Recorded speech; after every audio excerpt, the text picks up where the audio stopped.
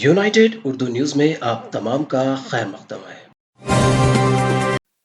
रियासत कर्नाटक में दिल दहला देने वाला हादसा पेश आया। कर्नाटक के शुरू में एक तेज रफ्तार एम्बुलेंस बारिश के दौरान भीगी हुई सड़क पर एक टूल बूथ से उस वक्त टकरा गई जब टूल बूथ वर्कर्स एम्बुलेंस के गुजरने के लिए रास्ता साफ कर रहे थे। हादसा इस कदर भयानक था कि एम्बुलेंस में सवार मरीज स्ट्रेचर समेत उछलकर गिर पड़ा। इसके साथ ही एम्बुलेंस में मौजूद तिब्बी अमला और मरीज के रिश्तेदार भी गाड़ी से बाहर गिर गए। फौरी मिली इतलात के मुताबिक इस हादसे में मरीज समेत 4 अफराद की मौत हो गई। मालूम हुआ है कि एम्बुलेंस होनावारा से उडुपी जिले के कोंडापुर जा रही थी।